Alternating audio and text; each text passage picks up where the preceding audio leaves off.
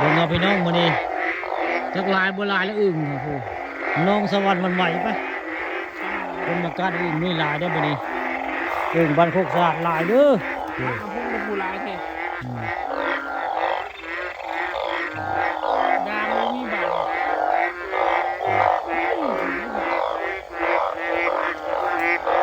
นี่นี่เลี้ยงแม่มากไม่ได้ผู้กลางคืนมานี่วันที่19คือข่าปลาคำผสมมานี่มาการอึ่งพี่น้องมาการอึ่งเด้อมึงได้ลูกเคยอันพลาดได้ โอ้ผู้เฒ่ามันอึ่งได้ ผู้เท่าเอาลายตัวแล้วล่ะอึ่งพูดแล้วก็อึ่งอย่าง อ๋อผมว่าให้เอาทุงแง่งมาเลขคาถา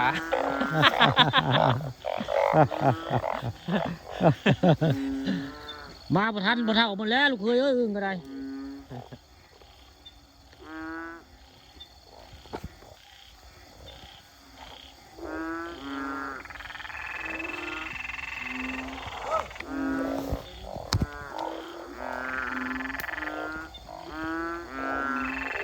โอ้ห้องเธอมันวายจะแท้อัน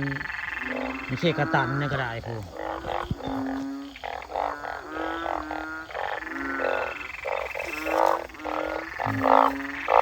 เพื่อพวกไปดึงยันแต่มือพระลงน้ำยันแต่ซะ โอ้โหมันห้องโหพี่น้องโห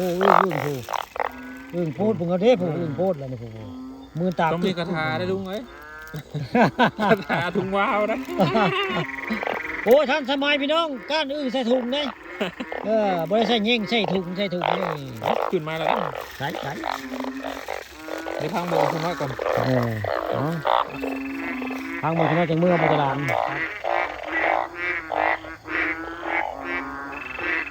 พี่ตาเจ้าวันพี่น้องมันในการอึ่งกับพวกอึ่งลายแล้วอึ่งก็มีกระตันกระมาได้หมดนี่วันเริ่มพลวันนี้ฝนตกวันที่19พี่น้องอึ่งลงในหมู่วันโคกสะอาดตำบลตาลอำเภอตะงอนมันนี่เป็นว่าปลาทองคำผสมมาการอึ่งพี่น้องนี่ปลานั้นยังมากุ้มบอกกุ้มปากกุ้มลูกกุ้มเมียได้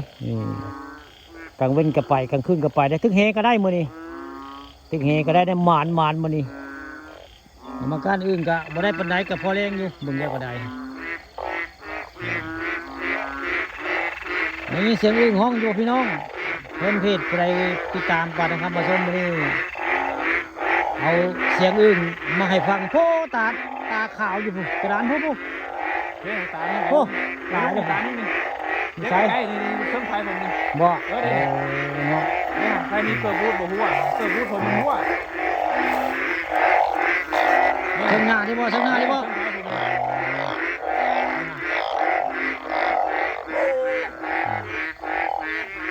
หมุดละดิบละ